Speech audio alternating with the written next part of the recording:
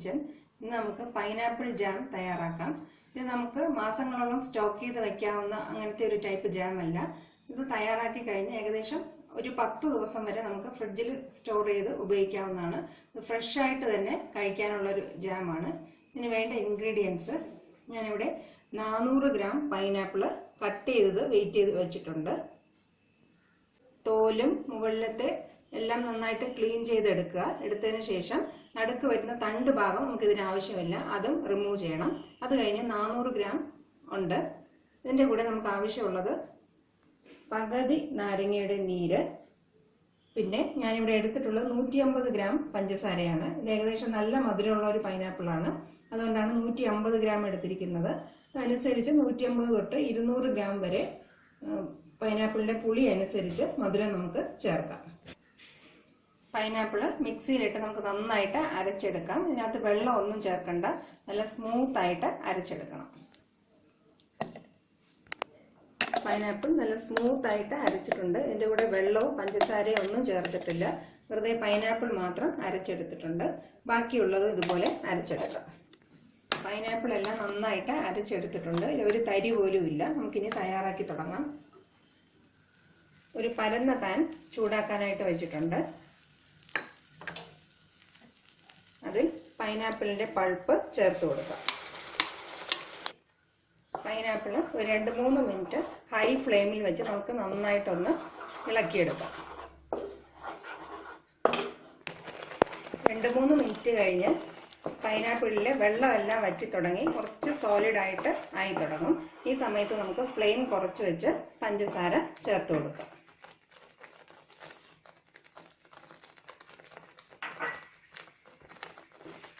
ഇനി ഒരു 3-4 മിനിറ്റ് നമുക്ക് ഫ്ലെയിം കൂട്ടി വെച്ച് നന്നായിട്ട് ഇത് തിളപ്പിച്ച് കുറുക്കിയെടുക്കാം. ഈ ജാമിനകത്ത് ഞാൻ കളറോ പ്രിസർവേറ്റീവോ എസൻസോ ഒന്നും ചേർക്കുന്നില്ല. നാച്ചുറൽ ആയിട്ടുള്ള 3 ഇൻഗ്രീഡിയൻസ് മാത്രമേ ചേർത്തിട്ടുള്ളൂ. അതുകൊണ്ടാണ് ഇത് ഒരുപാട് ദിവസം നമുക്ക് സ്റ്റോർ ചെയ്യാൻ പറ്റാത്തത്. ഇത് ആവശ്യാനുസരണം ഉണ്ടാക്കി നമുക്ക് ഒരു 10 ദിവസം വരെ ഉപയോഗിക്കാം. ആവശ്യത്തിന് മാത്രം പുറത്തെടുക്കുക, ഉപയോഗിച്ച് കഴിഞ്ഞിട്ട് ഫ്രിഡ്ജിൽ സൂക്ഷിക്കുക. പൈനാപ്പിളും പഞ്ചസാരയും കൂടെ ചേർന്ന് നന്നായിട്ട് കുറുകി വരാൻ ഏകദേശം 6-7 മിനിറ്റ് സമയം പിടിക്കും. ഹൈ ഫ്ലെയിമിൽ വെച്ച് ചെയ്യാൻ ബുദ്ധിമുട്ടുള്ളവർക്ക് ഫ്ലെയിം കുറച്ച് വെച്ച് തന്നെ ചെയ്യാം. ജാമിൻ്റെ കളറ് വ്യത്യാസപ്പെട്ട് വരുന്നുണ്ട്, കുറച്ചും കൂടെ ഡാർക്കായിട്ട് വരുന്നുണ്ട്. എന്നാലും ഇപ്പോഴും ലിക്വിഡ് ഫോമിൽ തന്നെയാണ്, കുറച്ചും കൂടെ കട്ടിയാകണം. ഇനി ഒരു 3-4 മിനിറ്റും കൂടെ നമുക്ക് നന്നായിട്ട് ഇളക്കിയെടുക്കാം. ആദ്യത്തെക്കാളും പൈനാപ്പിൾ ഒന്ന് കട്ടിയായി തുടങ്ങിയിട്ടുണ്ട്. നമുക്ക് കാണുമ്പോൾ തന്നെ അറിയാം കുറച്ചും കൂടെ കട്ടിയായിട്ടുണ്ട്. ഈ സമയത്ത് നമുക്ക് ലൈം ജ്യൂസ് ചേർത്ത് കൊടുക്കാം.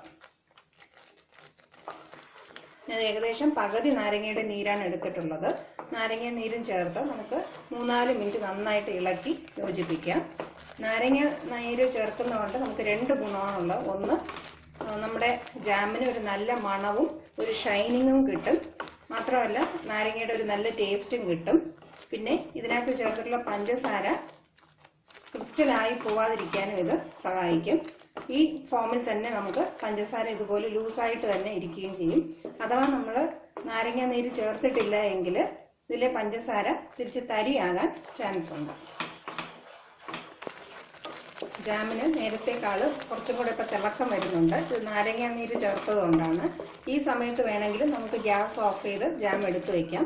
കുറച്ച് ലൂസായിട്ട് നന്നായിട്ട് സ്പ്രെഡ് ചെയ്യാൻ പറ്റുന്ന രീതിയിലുള്ള ജാം ആയിരിക്കും.